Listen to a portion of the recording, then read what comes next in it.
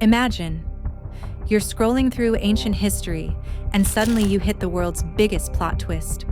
Around 1200 BC, every major civilization in the Mediterranean just vanished. Not slowly, not peacefully. We're talking full-on apocalypse mode. Take Hattusha, Turkey's ancient power center. This wasn't some backwater village. This was the New York of the Bronze Age.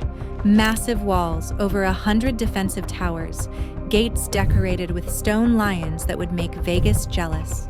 Then one day, boom, everything's ash and rubble. But here's where it gets wild. This wasn't a one-off disaster. We're talking about a destruction layer that stretches across 1,000 kilometers. From Turkey to Greece, every major city shows the same thing: a black line of charred wood and melted brick, all dating to the same terrifying period. Historian Robert Drews basically said it best. Within 40 to 50 years, almost every significant city in the Eastern Mediterranean world was destroyed. That's like waking up tomorrow and finding out New York, London, Tokyo, and Paris all got wiped out simultaneously. The kicker? Some of these places stayed empty for centuries, ghost towns that people literally feared to enter. So what the hell happened? But before we dive into this ancient disaster movie, there's something even crazier. We might have been watching the wrong villain this whole time. The epic poems had it right all along. You know Homer's Iliad? That epic poem about the Trojan War that your English teacher probably tortured you with? Well, plot twist. It might actually be ancient war journalism. These poems weren't just fantasy stories. They were passed down through centuries by poets, with memories that would make Google jealous. And guess what? The events they describe, the destruction of Troy, the massive war that consumed entire civilizations, it all dates to exactly this period of collapse. Troy itself, real city, real massive walls, real evidence of repeated attacks and fires around 1200 BC. Archaeologists found bronze arrowheads scattered around like confetti after a very violent party. So essentially, Homer wasn't writing fiction. He was preserving the memory of the ancient world's worst nightmare. But here's what's really going to blow your mind. The world that collapsed wasn't some collection of isolated kingdoms. It was basically ancient globalization. The Bronze Age, ancient globalization gone wild. Forget everything you think you know about the ancient world being primitive and isolated. These people had a trade network that would make Amazon jealous. Check this out. In 1300 BC, a merchant ship sank off the Turkish coast. When archaeologists found it, the cargo list read like an ancient world shopping spree. 10 tons of copper, elephant tusks, ebony logs, glass beads, almonds, pistachios, a golden scarab with Nefertiti's name on it. This single ship had goods from 7 different countries. But wait, it gets better. Kings were basically ancient celebrities sliding into each other's DMs. They'd request artists, doctors, musicians from other kingdoms. We literally have divorce records of Ugarit's king dealing with his ex-wife, who happened to be Hittite royalty. Ancient drama. Here's the real kicker though. Everything depended on bronze, and bronze needed tin. And tin only came from one place: Afghanistan. That's right. The entire Mediterranean superpower structure depended on a supply chain that made a single donkey caravan trip from Afghanistan to Greece. Carol Bell, a historian, put it perfectly. The strategic importance of tin in the late Bronze Age was probably not far different from that of crude oil today. Imagine if all the world's oil came from one mine in Afghanistan and had to be transported by donkey. That's the Bronze Age economy in a nutshell. So when this system worked, everyone prospered. When it broke? Well, that's where our story gets interesting. And break it did, thanks to some mysterious invaders who showed up out of nowhere with a talent for turning cities into barbecue pits. Meet the Sea Peoples, History's most terrifying mystery. Enter the Sea Peoples. And yes, that's their actual historical name, which sounds like something out of a Pirates of the Caribbean movie. These guys are history's ultimate enigma. No one knows where they came from, what language they spoke, or even what they really wanted. What we do know? They were absolutely ruthless. Take Ugarit, the ancient world's equivalent of Singapore, a massive trading hub where 6 different languages were spoken daily. This city had survived for 6 centuries, had the world's first private libraries, and even composed the oldest written music we still have today. Then the Sea Peoples showed up. We found King Amurapi's final SOS message, literally baked into clay by the fires that destroyed his city. Ships of the enemy have come. They've been setting fire to my cities. All of my troops are stationed elsewhere. The land is abandoned. The letter was never sent. It burned with everything else. But here's what's really chilling. The Sea Peoples had a strategy. They didn't just randomly attack. They waited until cities were vulnerable, struck without warning, then vanished before anyone could respond. Like ancient guerrilla warfare, but with boats. City after city fell the same way. Aleppo, Imar, Megiddo. The biblical Armageddon literally got its name from one of these attacks. The destruction was so complete that when the Israelites later moved in, they couldn't even clear the debris. They just built on top of the ruins.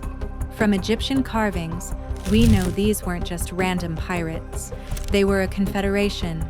The Danuna, Jeker, Peliset, Chardana, Weshesh, each group with their own distinctive look. Think ancient Avengers, but evil. But one pharaoh decided he'd had enough of these maritime menaces, and his solution? Pure strategic genius. Ramses III, the ancient action hero. Meet Ramses III, Egypt's last great pharaoh, and basically the Bruce Willis of the ancient world. While every other empire was getting steamrolled, this guy looked at the Sea Peoples and said, "Not today." The Sea Peoples' plan was brilliant. Attack the Nile itself, Egypt's lifeline. Control the river, control Egypt. Game over. But Ramses had other ideas. Picture this: thousands of Egyptian archers hidden in the Nile Delta reeds, waiting in complete silence. The Sea Peoples' fleet rows up the river, thinking they've got the element of surprise. Then, surprise! Arrows start raining down like an ancient machine gun. The battle was absolute chaos. Egyptian inscriptions describe it like something out of an action movie. The full flame was in front of them at the river mouths, while a stockade of lances surrounded them on the shore. Ships ramming each other, men falling into the water, grappling hooks pulling vessels together for hand-to-hand combat. The Sea Peoples got absolutely wrecked. Ramses became the first and only ruler to successfully defeat these mysterious invaders. But here's the tragic irony. Winning this battle basically broke Egypt. With every trading partner destroyed, Egypt's economy crashed harder than the stock market in 1929. The empire went into terminal decline, suffering history's first recorded worker strike when they couldn't even pay their tomb builders. Victory had never felt so much like defeat. But hold up. What if I told you the Sea Peoples weren't even the real villains? What if this whole story is way more complicated than anyone imagined? Plot twist. It's complicated. Here's where things get really interesting. The Sea Peoples didn't destroy everyone. Some cities fell to completely different enemies who just happened to pick the worst possible time to settle old scores. Take Mycenae, the ancient Greek powerhouse that launched the Trojan War. The Sea Peoples were definitely raiding the coast, but the city's actual destroyers? Their neighbors, the Dorians, who basically saw everyone distracted and thought, perfect timing for revenge. Or consider Babylon, one of history's most legendary cities. The Kassite dynasty had ruled for 500 years, protected by a web of alliances. But when the Sea Peoples crisis hit, all their allies were busy defending themselves. Suddenly, Babylon stood alone.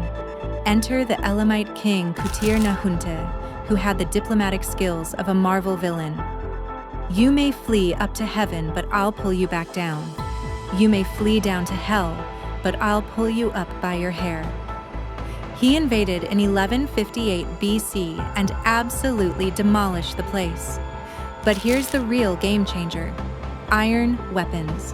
Bronze required that complex tin supply chain we talked about. Iron? You could find it almost anywhere. Mix it with carbon and boom, steel weapons as good as bronze but way cheaper. Suddenly, every small kingdom could afford cutting-edge military tech. It was like giving AK-47s to everyone in a sword fight. The entire balance of power shifted overnight. But what if I told you there's one more twist that changes everything? What if the Sea Peoples weren't invaders at all, but victims of the ancient world's worst natural disaster? The climate catastrophe theory. Scientists have uncovered something that completely reframes this story. Around 1200 BC, the Mediterranean climate went absolutely haywire. Pollen analysis shows desert plants suddenly replacing green vegetation. Cave deposits reveal dramatically less rainfall.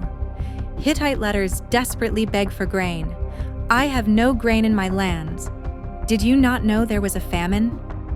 But here's the smoking gun: Iceland's Hekla volcano. Around 1100 BC, this beast erupted with the force of 7.5 cubic kilometers of rock and ash shot into the atmosphere. Medieval monks called it the gate to hell, and they weren't wrong. The ash cloud darkened skies for years. Irish trees barely grew for 18 years. American bristlecone pines, the oldest living things on Earth, still show scars from this period of darkness and cold. Now imagine you're living on a Mediterranean island when the sky turns gray and crops start failing. Year after year, starvation sets in. Desperate refugees arrive from the north where it's even worse. What do? You build ships and sail somewhere, anywhere, where the sun might still shine. This explains everything about the Sea Peoples: why they were so diverse, why they had no clear leadership, why they seemed to appear out of nowhere. They weren't conquerors. They were climate refugees who got desperate enough to become raiders. Picture a growing band of displaced peoples, hopping from island to island, growing stronger as more join them, eventually becoming an unstoppable force of homeless warriors searching for a new home. And that brings us to the ultimate lesson hiding in these ancient ruins, one that hits uncomfortably close to home. The uncomfortable truth about civilization. The Bronze Age collapse teaches us something terrifying. Civilization is way more fragile than we like to admit. These weren't primitive societies. They had international trade, diplomatic relations, cultural exchange, and economic interdependence that rivals our modern world. But when multiple crises hit simultaneously, climate change, refugee movements, supply chain disruptions, new weapons technology, the entire system collapsed like a house of cards. Some of the Sea Peoples did find new homes. The Pelasgites settled in Gaza, becoming the Philistines who gave Palestine its name. But for most, the story ended in the muddy waters of the Nile Delta. Here's what keeps me up at night. Our modern world is even more interconnected than theirs was. We depend on global supply chains for everything from computer chips to coffee beans. Climate change is already displacing millions. New technologies are disrupting traditional power structures. The Bronze Age collapse wasn't caused by one catastrophic event. It was a perfect storm of smaller crises that fed off each other until the whole system broke down. Sound familiar? The big question. So here's the million-dollar question. Are we living through our own Bronze Age collapse right now? Are we watching the slow-motion destruction of our interconnected world, just like those ancient civilizations watched theirs crumble? The ruins of Hattusha still stand in Turkey, a 3,000-year-old reminder that even the mightiest empires can fall. The question isn't whether it can happen again, it's whether we're smart enough to recognize the warning signs. What do you think? Are we heading for our own collapse, or have we learned enough from history to avoid repeating it? Drop your thoughts in the comments below, because if there's one thing the Bronze Age collapse teaches us, it's that when civilizations fall, they usually see it coming. They just don't believe it could happen to them. Don't forget to subscribe for more ancient mysteries that hit way too close to home. Trust me, history has a lot more uncomfortable truths where this came from.